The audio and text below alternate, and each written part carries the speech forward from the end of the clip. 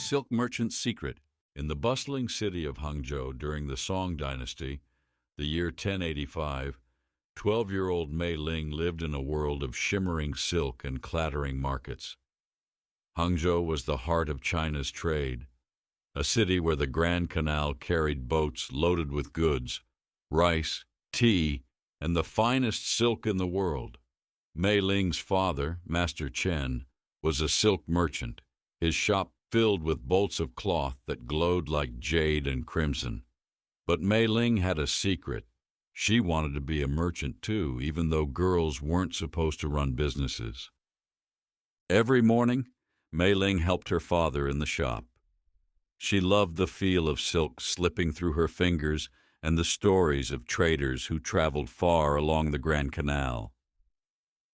Her father taught her how to weigh silk, check its quality, and bargain with customers. "You have a sharp mind, Mei Ling," He'd say, smiling, but he always added, "This is not a woman's work." Mei Ling didn't agree. She watched and learned, dreaming of leading her own trade caravan someday.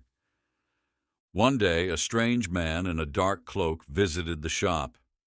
He spoke in whispers to Master Chen, and Mei Ling overheard words like Liao Empire and secret deal. The Liao were enemies of the Song, a northern people who fought for land and power. Mei Ling's stomach twisted. Was her father in trouble?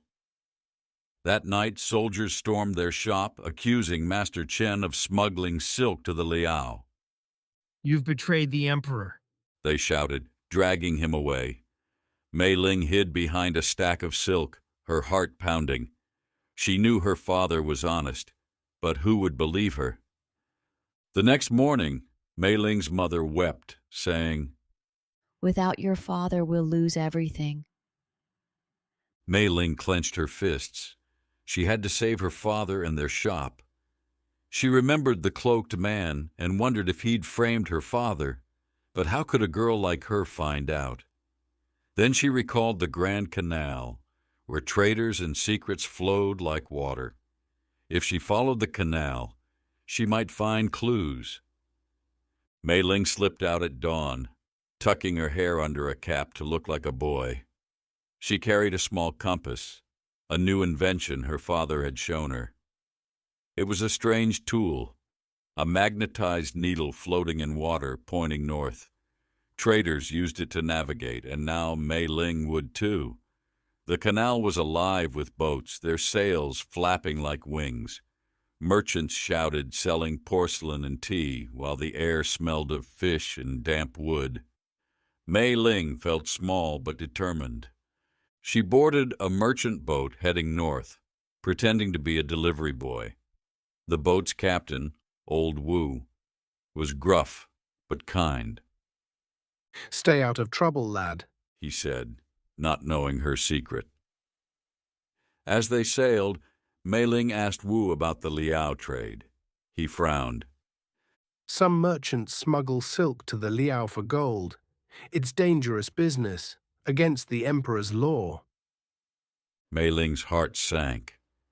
Was her father part of this? She didn't believe it, but doubt gnawed at her. At a busy port, Mei Ling spotted the cloaked man from the shop. He was handing a package to a trader with a Liao accent.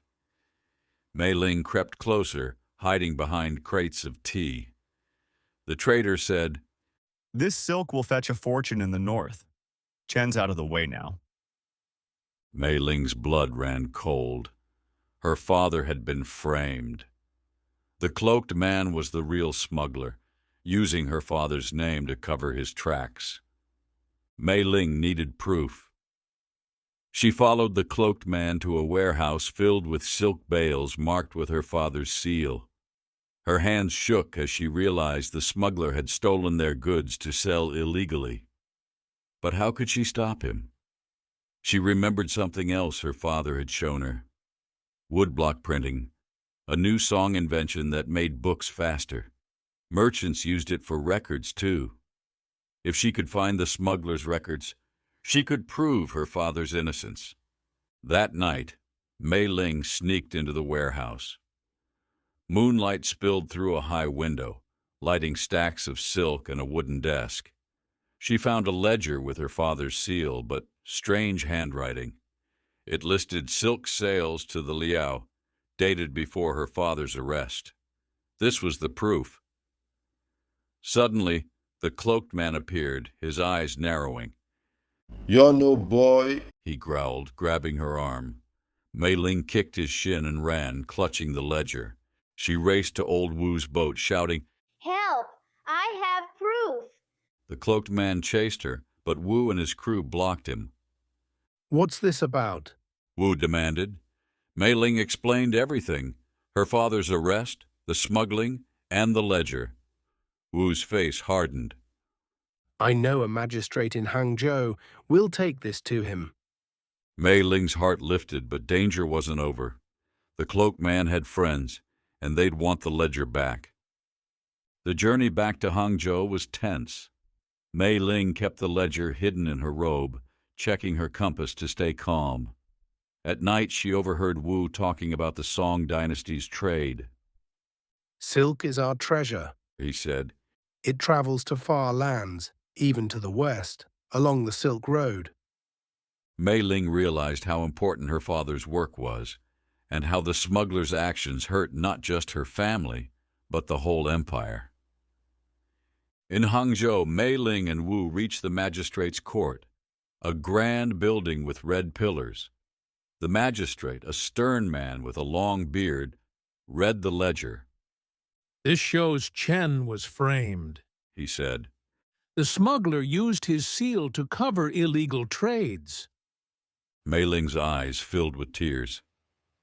"Can my father go free?" She asked. The magistrate nodded. "Bring the cloaked man to me." Soldiers caught the smuggler that day, and Master Chen was released. When he saw Mei Ling, he hugged her tightly. You saved us. He whispered.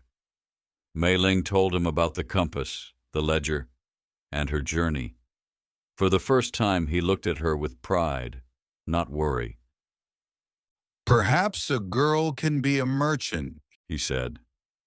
Mei Ling grinned, dreaming of the day she'd lead her own caravan. Back in the shop, life returned to normal. But Mei Ling was different.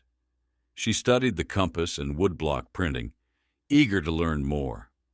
The Song Dynasty was changing, new tools, new ideas, and new chances. Mei Ling knew she'd be part of it, weaving her own story into the empire's grand tapestry. Entrepreneurial.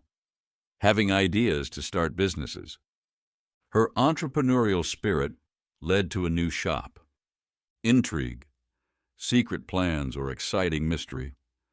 The spy's intrigue made everyone curious. Ledger, a book for keeping records of money or goods. The shopkeeper wrote sales in the ledger.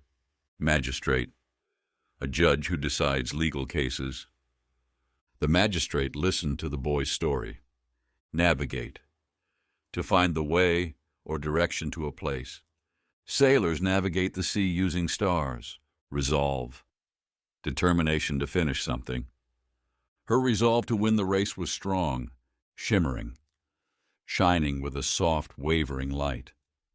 The shimmering lake sparkled under the sun. Smuggling, moving goods secretly and illegally. The man was caught smuggling gold across the river.